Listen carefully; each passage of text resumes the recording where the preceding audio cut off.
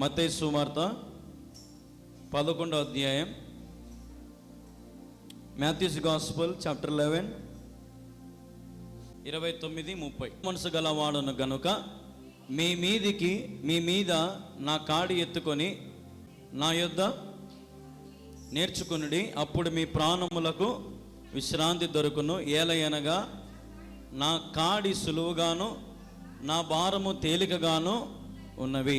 మనం చదివినట్లుగా మత్తయి సువార్త 11వ అధ్యాయం 29వ వచనాన్ని మనం ఒకసారి చదువుదాం. నేను సాత్వికుడను దీన మనసు గలవాడును గనుక మీ మీద నా కాడి ఎత్తుకొని నా యొద్ద నేర్చుకొనుడి, అప్పుడు మీ ప్రాణములకు విశ్రాంతి దొరుకును.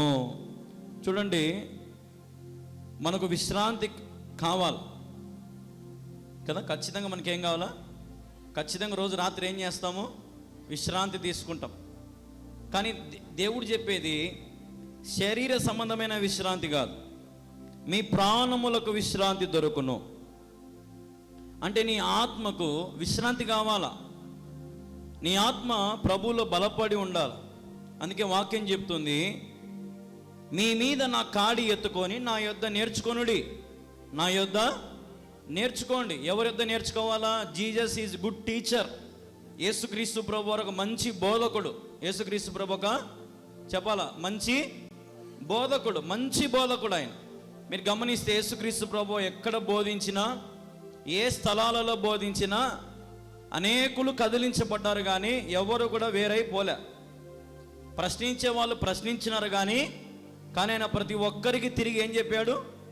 జవాబు చెప్పి వారికి ఆ బోధ అర్థమయ్యేలాగా దేవుడు చేయగలిగినాడు. కాబట్టి యేసుక్రీస్తు ప్రభు ఒక మంచి బోధకుడు. ఈ మంచి బోధకుడు సమయంలో ఏం చెప్పబోతున్నాడంటే ఆయన కాడిని మోయమంటున్నాడు. హల్లెలూయా, హల్లెలూయా.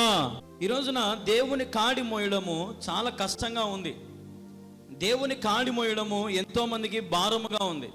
కానీ ఏం మోస్తున్నారు? ఆ పైన వచనమే మనం చదివితే, ప్రయాసపడి భారము మోసుకొచ్చుచున్న సమస్త జనులారా.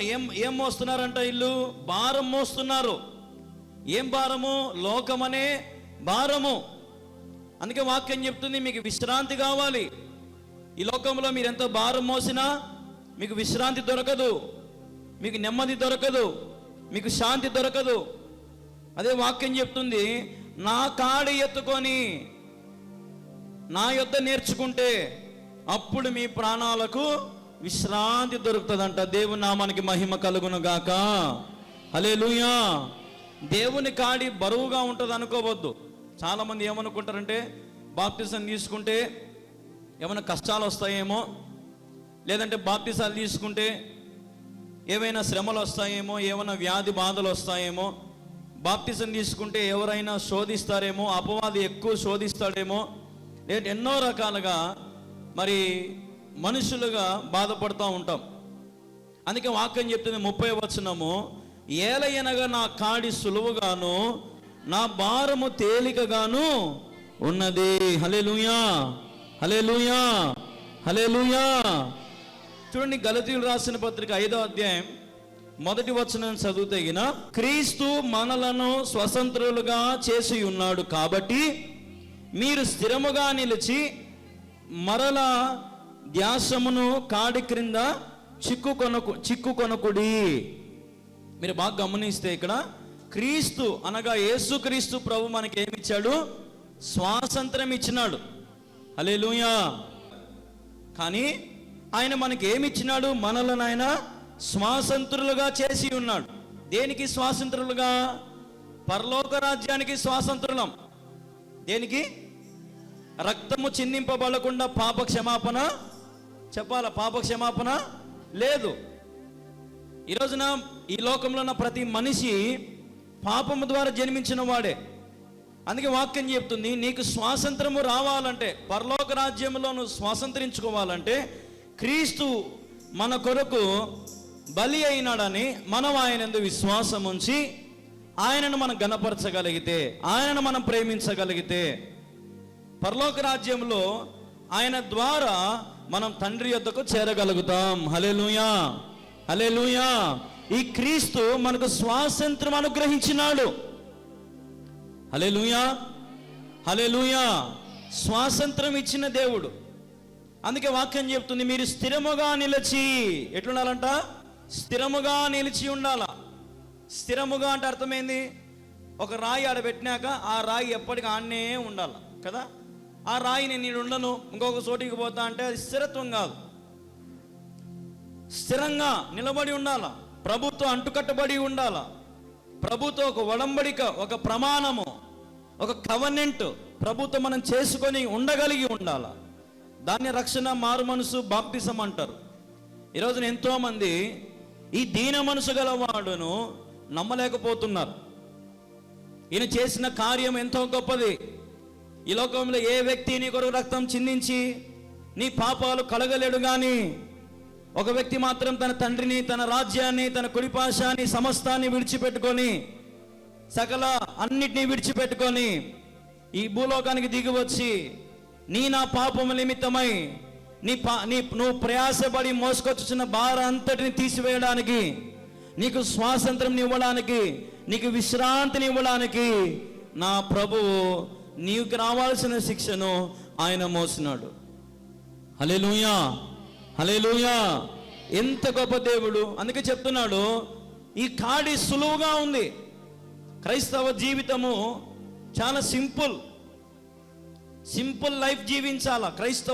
క్రైస్తవులుగా దేవుని సొత్తుగా జీవించాల. మనలో గర్వం, అహంకారం, ఈర్ష్యలు, పగలు, ప్రతీకారాలు వీటికి తావుండకూడదు. వాక్యం సెలవిచ్చినట్టు రీతిగా మనము దేవుని కాడి మోస్తున్నాం కాబట్టి దేవుని వాక్యం ఏం చెప్తుందంటే అందరినీ ప్రేమించమని, సర్వలోకానికి సువార్త చెప్పమని, ప్రతి ఒక్కరికి రక్షణ సువార్త అందించమని ఈరోజు వాక్యం చెప్తా ఉంది. ఈ వాక్యము శరీరధారి, ఈ వాక్యము మనకెంతో బలమనిస్తూ, ఈ వాక్యము ద్వారా మన ఎముకలకు లేదంటే మన ఆత్మకు ఎంతో జీవము కలుగజేస్తుంది ఈ వాక్యం. నిజంగా దేవుడు మనకిచ్చిన గొప్ప బహుమానం ఏంటంటే మన చేతిలో ఉండే బైబిలే. గొప్ప బహుమానం ఏంది? పెద్ద బహుమానం ఏంటంటే బైబిలే. అసలు ఈ బైబిల్ లేకపోయి ఉంటే అసలు క్రీస్తు ప్రభు గురించి, యెహోవా గురించి, పరిశుద్ధాత్మను గురించి మనం ఏమీ తెలుసుకోలేకపోయింది కదా. అవునా కదా? బైబిల్ ద్వారా ఎన్నో తెలుసుకుంటున్నాం. కొన్ని ఏండ్ల నుంచి ఎన్నో ప్రసంగాలు వింటున్నాం.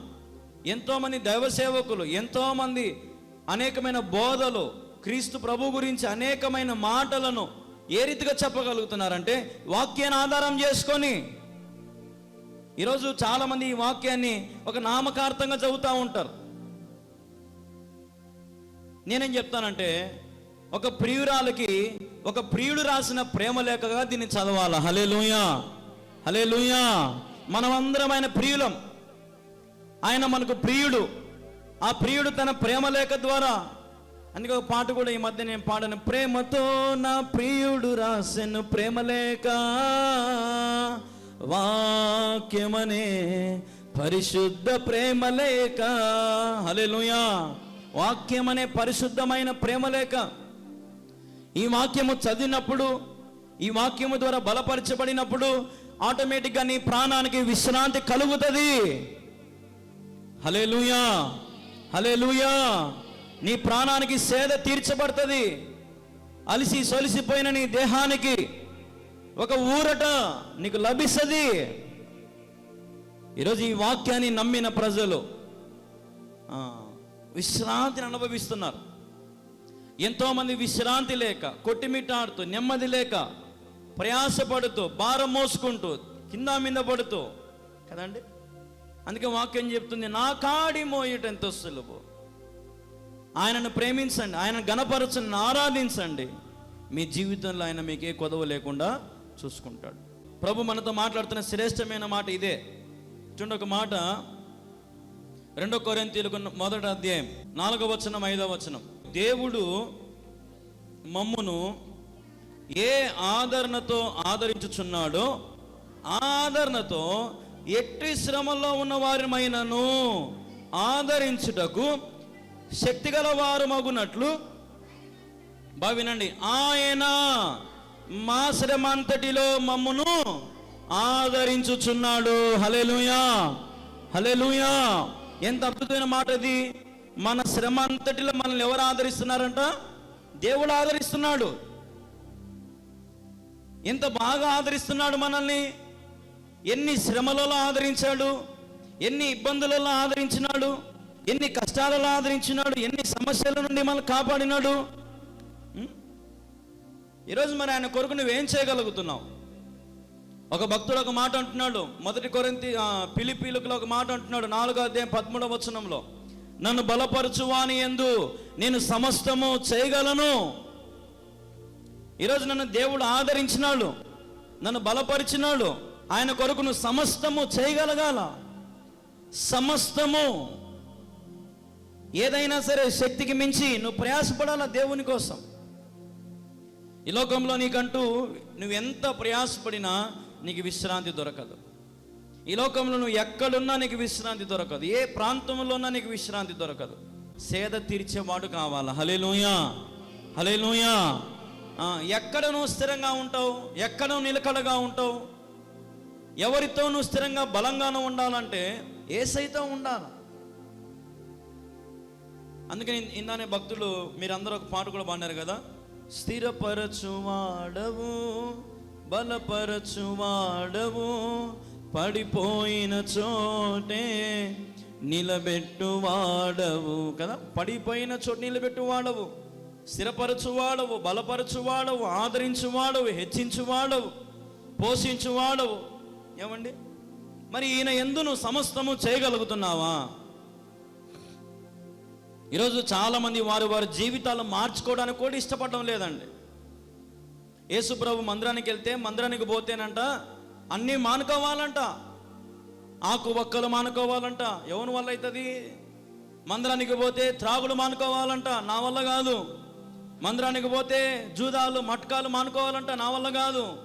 మందిరానికి పోతే మోసాలు మానుకోవాలంట, నా వల్ల కాదు అని ఈరోజు అనేకులు మందిరానికి కూడా పోవడానికి ఇష్టపడ్డాం. ఎందుకంటే వాళ్ళ జీవితం ఎంతో ఇంపుగా ఉంది, వాళ్ళ జీవితం వాళ్ళకి ఎంతో నచ్చుతూ ఉంది, కానీ దేవునికి అది నచ్చడంలా. అందుకే ఈ శ్రమలు. నాకేల శ్రమలంటూ కృంగిపోకుమా. అందరింతే కృంగిపోయి శ్రమల్లో, వ్యాధుల్లో, బాధల్లో ఏమైపోతారంటే చాలామంది కృంగిపోతారు, అడుక్కెళ్ళిపోతారు, కృంగిపోయి. అందుకే పౌలు ఒక మాట అంటాడు, నేను ఎప్పుడు బలహీనుడనో అప్పుడే బలవంతుడను. హల్లెలూయా, హల్లెలూయా.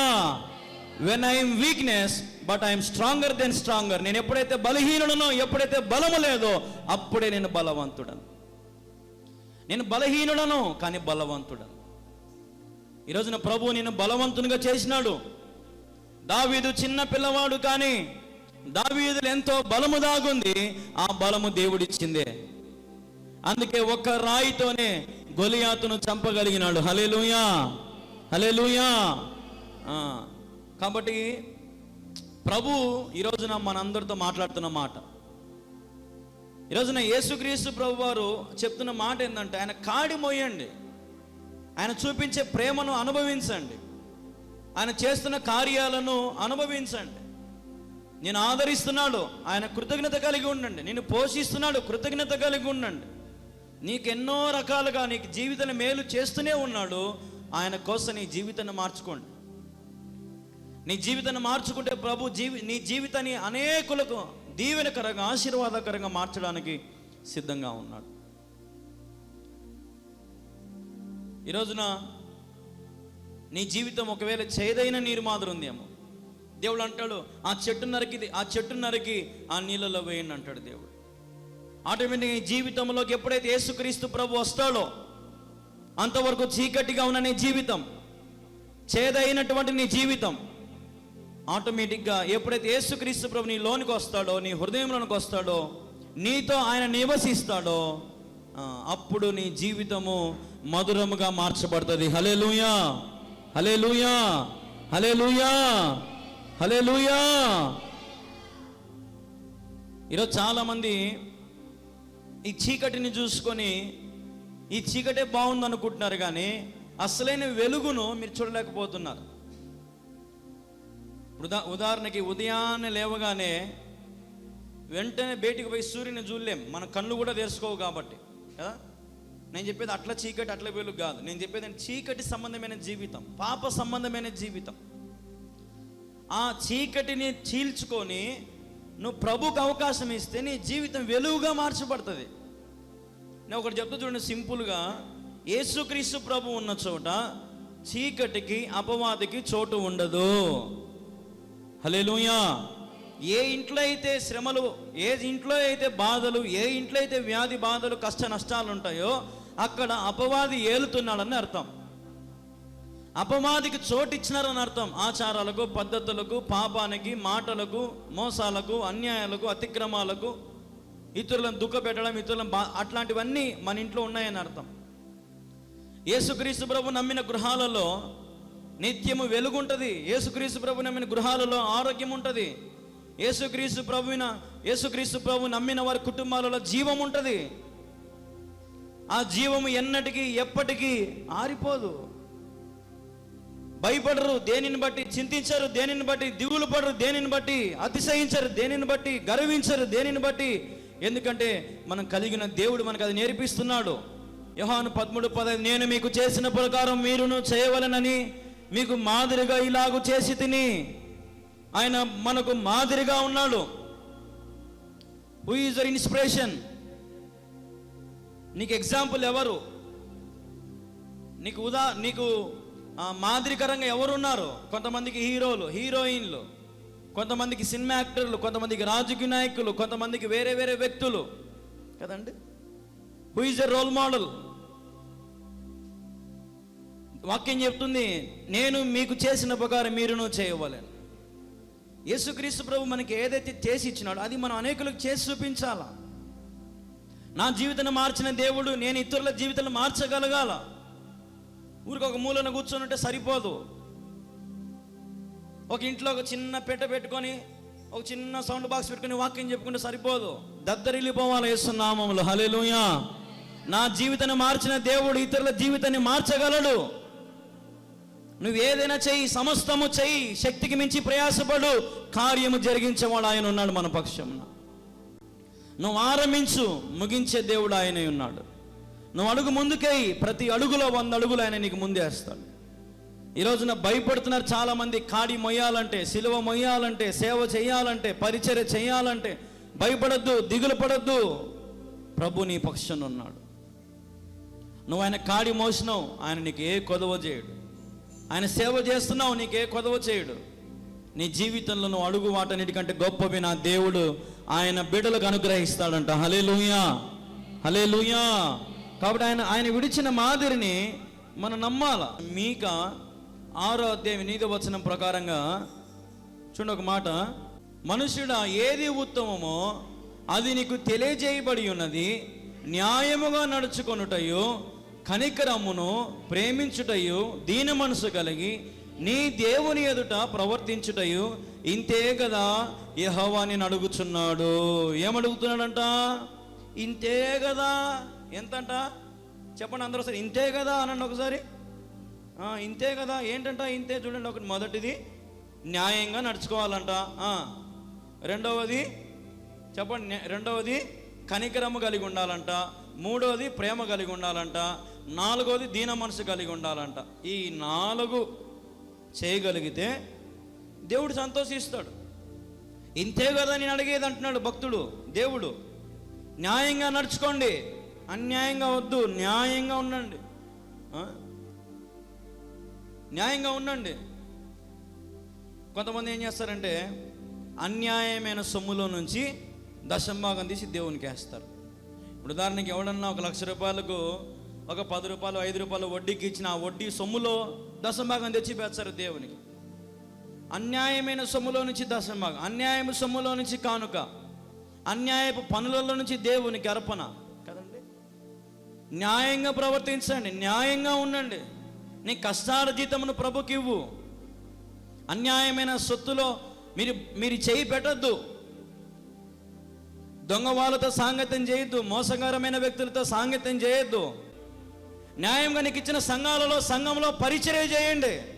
అన్ని సంఘాలు నాయే, అందరూ నా కాడికి రావాలా, అన్ని ఊర్లు తిరుగుతా అంటే కాదు. ఈడ సేవకులు చాలా జాగ్రత్తగా లెక్క చెప్పాలా, న్యాయంగా ప్రవర్తించాలా సేవకులు. మీకు ఇచ్చిన సంఘాలలో న్యాయంగా సేవ చేయండి. ఒకటి దశంభాగం ఎక్కువ ఇచ్చే వాని ఇంటికి పోయి ప్రార్థన చేసేది, దశంభాగం వీళ్ళని వాళ్ళ ఇంటికాడికి అసలు ప్రార్థనే లేదు. వాళ్ళ ఇంటికాడ వాళ్ళ గృహ దర్శనాలు ఉండవు. వాళ్ళ ఇంటికి పోతే కానుక ఎక్కువ వస్తుంది, ఇంటికి పోతే కానుక రాదు. ఏంది న్యాయమైన సేవ? పైకేమో మేము న్యాయంగా సేవ చేస్తున్నాము అంటారు. దొంగ మాటలు. మీ డబ్బులతో అమెరికా అక్కడల్లా తిరుగుతూ ఉంటారు, ఎచ్చలుగా ఆడ బూట్లు వేసుకొని తిరుగుతూ ఉంటారు, కోట్లు వేసుకొని తిరుగుతూ ఉంటారు. డబ్బులు కోట్లు కార్లు కొనడం, వాళ్ళ ఇల్లులు వాళ్ళ కాలేజీలు అన్నీ కడుతూ ఉంటారు వాళ్ళు. మనం గొర్రెల మాదిరి ఎగబడతా పోయి వేసొస్తాం కదా. ఈరోజున న్యాయం ఎక్కడుందో అక్కడ లేరు, సత్యం ఎక్కడుందో మనుషులు అక్కడ లేరు. అబద్ధ మాటలు, అబద్ధ బోధకులు, అబద్ధ ప్రవక్తలు, అబద్ధ స్వస్థతలు. ఈరోజు ఎక్కువ వీటికి ప్రాధాన్యత. అందుకే వాక్యం చెప్తుంది, ఇంతే కదా మిమ్మల్ని కోరేది, న్యాయముగా ప్రవర్తించండి, కనికరము కలిగి ఉండండి, ప్రేమించే గుణం ఉండండి. ఈరోజున ఎంతో మంది ఇట్లాగా దోచుకుంటున్నారు. అన్యాయమైన సేవ. పల్లెలలో ఏమీ తెలియని ప్రజల దగ్గరకు వచ్చి, ఏమీ తెలియని వారి దగ్గరికి పోయి నానొక మాటలు అల్లించి ఒల్లించి చెప్పి, మరి మేము టీవీలలో వాక్యాలు చెప్తున్నాము, మేము ఎన్నో సభలు చేయొచ్చు, అంటే మేము ఎన్నో పోస్టర్లు అంటియచ్చు, ఎక్కడంటే అక్కడ చేయొచ్చు. కానీ మేము ఏ రోజు అట్లా చేయలే. ప్రేమతో చెప్తున్నాం అందరికీ. దేవుడు ప్రేమించిన ప్రేమతో మనం ఇతరులను ప్రేమించాలి. ఈరోజున ప్రేమ కలిగి ఉండండి. సహోదరులు ఐక్యత కలిగి జీవించడం ఎంత మేలు, ఎంతో మనోహరమైన వాక్యంలో ఉంది. ఐక్యత కలిగి సేవ చేయండి. యేసుక్రీస్తు ప్రభు నేర్పించింది ఏంటంటే సేవను సేవ మాదిరి చేయాలి, పరిచర్య మాదిరి చేయండి. సంఘాలలో ఎన్నో రాజకీయాలు, అన్యాయపు తీర్పులు, అన్యాయపు మాటలు కదండి, ఒక రకమైనటువంటి భేదాలు, ఎన్నో భేదాలు. దేవునికి ఎంత అవమానం. అందుకే ఎవడు మారడంలే, ఎవరు కూడా యేసుప్రభుని అంగీకరించడం లే. ఈ మధ్య వచ్చిన వాళ్ళు కూడా రావడం లేక అందరూ మానేసుకుంటా ఉన్నారు. మనుషుల ద్వారా సంపాదించే డబ్బు ఎక్కువ కాలం నిలబడదు. దేనిని బట్టి అతిశయించదు, దేనిని బట్టి గర్వించదు. వాక్యం చెప్తుంది, దీన మనసు గలవారై ఉండండి, తగ్గించుకొని ఉండండి. ఎంత ఉన్నా సామాన్యులతో పాటు కూర్చోగలిగే మనసు నీకు ఉండాలి. హల్లెలూయా, హల్లెలూయా. ఎంత నీకున్నా ఒక సేవకుని కనపడితే ఆ సేవకుని గౌరవించే రీతిగానే ఉండాలి. Honour your God servants, honour your God, honour your Lord, honour Holy Spirit. అప్పుడు ప్రభుని దీవిస్తాడు, పరిశుద్ధాత్మనికి సహకారిగా ఉంటాడు, తండ్రిని ఆశీర్వదిస్తాడు. ప్రయాసపడి భారం మోసుకోవద్దు, ప్రయాసపడి పాపాన్ని మూట కట్టుకోవద్దు, ప్రయాసపడి లోకంలో ఉన్నవన్నీ మిందకు తెచ్చుకోవద్దు. దేవుడు మీకు స్వాతంత్రం ఇచ్చినాడు. ఆ స్వాతంత్రాన్ని దుర్వినియోగం చేసుకోవద్దు, పాడు చేసుకోవద్దు. ఆ స్వాతంత్రాన్ని ప్రభు కోసం వాడండి. ఆ భారం అంతా తీసివేసి నీకు విశ్రాంతినిచ్చే దేవుడు. 10 మంది వచ్చినా ఆ 10 మంది ఎత్తబడితే అంతకంటే విశ్రాంతి ఇంకేం కావాలా? ఒక సంఘంలో 100 మంది ఉండి 5 మంది ఎత్తబడితే ఏం విశ్రాంతి ఉంటుంది? ఏముండదు. ఆ 10 మంది ఎత్తబడితే అప్పుడు మన ఆత్మకు శాంతి. అందుకే ఒక భక్తుడు యేసన్న గారు ఒక పాట రాసినారు కదా, నా అతిశయము నీవే, నా ఆనందము నీవే, నా ఆరాధన నీవే. హల్లెలూయా. నా అతిశయము నా సంఘమే, నా అతిశయము నా బిడ్డలు, నా అతిశయము జాన్ వెస్లీ, అబ్రహాము ఏమనలే. ఆయన దేనిని బట్టి అతిశయించలే. అందుకే ఆయన సంఘాలు 1000 కోట్ల లక్షలు దీవించినాడు దేవుడు. అది సేవ. భక్సింగ్ గారు మరి ఒక పంజాబ్ కులంలో పుట్టి, సిక్కు కుటుంబంలో పుట్టి, తల్లిదండ్రులు వ్యతిరేకించి యేసుప్రభుని నమ్ముకొని రోడ్డు మీదకి వచ్చి ఒక పార్కులో పనుకుంటే, ఆకలేస్తూ ఉంటే జోబులో చూస్తే ₹1 దొరికితే ఆ రూపాయికి ఒక చిన్న బన్ను కొనుక్కొని, మిగిలిన చిల్లరకు కడపత్రికలు కొనుక్కొని ఆ పార్కులు అందరికీ పత్రికలు పంచి, ఎవరో ఒక ఆయన ₹10 కానుక ఇస్తే మళ్ళా దానికి పత్రికలు కొనుక్కొని అట్లా సేవ చేస్తూ వచ్చి ఈరోజు భక్సింగ్ గారి సంఘాలు, ఎబ్రోన్ సంఘాలు ఎన్ని వేల వందలేని ఈ ప్రపంచం అంతా. అన్యాయపులు ఎవరు చేయలే. ఈ మధ్యకాలం ఎక్కువ అన్యాయం అయిపోయింది సేవ, ఎక్కువ సేవ అన్యాయం అయిపోయింది. ఎక్కువ అన్యాయపు సేవ, అన్యాయపు పరిచర్య, అన్యాయపు కానుకలు, అన్యాయపు అసలు ఒక బిజినెస్ అయిపోయింది సేవ. ఈరోజు నేను దేవుడు చెప్పిన వాక్య రీతిగా నువ్వు బ్రతికితే ప్రభు నిన్ను ఎంతైనా ఆశీర్వదిస్తాడు. సేవకులు కూడా అవసరం లే, నా తెలిసినంత వరకు అయితే మీకు సేవకులు కూడా అవసరంలే, సేవకులు కూడా అవసరంలే, సంఘం మీకు అవసరంలే. మీరు ఉన్న చోట నిలబడి ప్రభుని అడగండి, ప్రభా నాకు ఈ అక్కరుంది, నాకు సహాయం చేయి. మనసు పూర్తిగా అడగండి. హిజ్కియా ఒక వల్లగా తిరిగి కన్నీళ్లు విడుస్తూ తన మనసును వచ్చుకొని ప్రార్థన చేసినాడు, అయ్యా నాకు నీ చిత్తమైతే ఆయుష్ని పొడిగించు. వెంటనే దేవుడు దిగి వచ్చినాడు, ప్రవక్త వచ్చి చెప్పినాడు, నీ ఆయుష్ 15 సంవత్సరాలు పొడిగించబడింది. ఒక వ్యక్తి కన్నీళ్లు విడిచి తన ఆత్మలో మూలగ్గానే దేవుని సన్నిధి దిగి వచ్చిందంటే ఆలోచన చేయండి. ఈరోజు పరిగెత్తుతున్నారు, ఎక్కడో విశ్రాంతి, ఎక్కడో మేలు, ఎక్కడో గలవ బలం, ఎక్కడో ఇదంట. నేను చెప్తున్నాను, నిలబడిన చోట నమ్మకంగా ఉండి, న్యాయంగా ఉండి, దీన మనసు కలిగి నువ్వు ప్రభు కొరకు ప్రయాసపడగలిగితే నీకు వెంటనే సమాధానం దేవుడు ఇవ్వగలుగుతాడు. హల్లెలూయా, హల్లెలూయా. ప్రభు చేస్తాడు. ప్రభు యందు విశ్వాసం ఉంచండి, నీకును నీ ఇంటి వారికి క్షేమం దొరుకుతుంది. ప్రభు మీద ఆధారపడడం నేర్చుకోండి, ఆయన వద్ద నేర్చుకోండి. అదే వాక్యం చెప్పిన ఫస్ట్ మీకు, నా యందు నేర్చుకోండి. ఆయన మనకు నేర్పిస్తున్నాడు, మంచి బోధకుడు నేర్పిస్తున్నాడు. జాగ్రత్తగా ఉండాలా. గొర్రెపిల్ల చర్మం కప్పుకొని వస్తారంట తోడేలు, అబద్ధ బోధకులు వస్తారంట, అనేకమైన మాటలు వల్లించి అల్లించి చెప్తారంట, నానా రకమైన పాటలు, నానా రకమైన బోధలు, నానా రకమైన ఎన్నో మిమ్మల్ని ఆకర్షించుకోవడానికి. ఆలోచన చెయ్యాల. గర్భఫలము దేవుడు ఇస్తాడు, వేరే ఏవైనా సరే దేవుడు ఇస్తాడు. మనుషులకు సేవకులకైనా అసాధ్యం. కాబట్టి పరిగెత్తద్దు, ప్రయాసపడద్దు. నువ్వు నిలబడిన చోట ప్రభువుని అడుగు, ప్రభు నాతో మాట్లాడు, నన్ను దర్శించు ప్రభా అని నువ్వు మాట్లాడగలిగితే ఏ వ్యక్తి వైపు చూడద్దు. మనుషులను ఆశ్రయించడం కంటే యెహోవాను ఆశ్రయించుట మేలు. సేవకుడు కూడా మనిషే, దేవుడు ఏం కాదు. చాలామంది ఏమంటారంటే మీరు సేవకులు దేవునితో సమానం, తొక్కేం కాదు. లోపల ఎన్ని పాప పనులు చేస్తుంటాడు ఈ సేవకులు. కాన కోసం చచ్చాడు, దశంభాగం కోసం చచ్చాడు, తిండికి చచ్చాడు, నిద్రకు చచ్చాడు కదా, అన్నిటికీ చచ్చాడు. వీడి సేవకుడు పైకి చర్మం కప్పుకో ఉంటాడు, పైకి. అట్లా ప్రయాస అనేది లేదు, భారం అనేది లేదు, సేవ చేద్దామనే గుణం లేదు. ఎవడైనా సేవకుడు పైకి ఎదిగిపోతా ఉంటే రాళ్ళేసి కిందికి రాగాలి, ఎట్లా కొట్టామని. అట్లాంటి పరిచర్య ఎంతమంది చేస్తూ ఉన్నారు. అందుకే ప్రభు ఆ సంఘాలను ఖాళీ చేసి సత్యమున చోటికి దేవుని నడిపిస్తూ ఉన్నాడు అతి త్వరలో. హల్లెలూయా, హల్లెలూయా. రాబోయే కాలంలో అద్భుతం జరగబోతున్నాయి. సత్యము గెలవబోతుంది, అసత్యం ఓడిపోతా ఉంది. ఖాళీ అయిపోతాయి ఈ నామకార్థ క్రైస్తవ సంఘాలు, ఈ నామకార్థంగా అన్యులుగా ఆచరించబడుతున్న ప్రతి సంఘాలు, లేనిపోని కల్పించేసిన ప్రతి సంఘాలు ఖాళీ అయిపోయి మూతపడిపోతాయి. కొద్ది కాలమే సమయం. దేవుడు మరి అందరికి జ్ఞానోదయం దయచేస్తాను రోజు రోజుకి. కాబట్టి ఆయన కాడి మొయ్యండి, మీరు మొయ్యండి, సేవకుడు కాదు, మీరు మొయ్యండి. ఎంతో సులువు, ఎంతో ఈజీ. ఆయన కాడి మొయ్యండి, ఆయన చెప్పిన రీతిగా బ్రతకండి. మీ జీవితంలో మీరు అద్భుతమైన మేలులు, ఆశీర్వాదాలు మీరు పొందుకుంటారు. ప్రభు మనల్ని అత్యధికంగా ఆశీర్వదించి మనకు విశ్రాంతి కలుగు చేస్తాడు. నీ ప్రాణానికి విశ్రాంతిని ఇచ్చే దేవుడు, నీ ప్రాణాన్ని సేద తీర్చే దేవుడు. నీ ప్రాణం ఎక్కడికి పోతే విశ్రాంతి ఉంటుంది. నేను ఒకటే మాట చెప్తాను, పరలోకానికి పోతేనే విశ్రాంతి. పరలోకానికి కాకుండా నరకానికి వెళ్ళిందంటే మాత్రం నీ ప్రాణానికి విశ్రాంతి అనేది ఉండదు. పరలోకం గొప్ప వెలుగులో ఉన్నది పరిశుద్ధుల కోసం కదా, పరిశుద్ధుల కోసం. అక్కడ పరిశుద్ధులు ఉంటారంట, అక్కడ నీతిమంతులు ఉంటారు, మంచివారు ఉంటారు, దేవుని కొరకు రక్తం కార్చిన వారు, హతసాక్షులైన వారు ఆ పరలోక రాజ్యంలో. ఆ రాజ్యంలో నువ్వు నేనుంటే అంతకంటే ఇంకా విశ్రాంతి మనకు ఎక్కడా దొరకదు. ఈ లోకంలో నీకు ఎక్కడికి పోయినా విశ్రాంతి ఉండదు. సినిమాలకు పోతే 5 నిమిషాలు నిద్రపోతావు, టైం అయిపోతుంది, మళ్ళీ బయటికి తోలేస్తారు. ఎక్కడ నీకు విశ్రాంతి ఉండదు, ఏ స్థలములో విశ్రాంతి ఉండదు. నువ్వు పడుకున్నా కూడా మధ్యలో టక్కుని లేచవిందా నీకు విశ్రాంతి దొరకదు సక్రమంగా. నీకు విశ్రాంతి దొరికేది కేవలం ప్రభు సన్నిధిలోనే.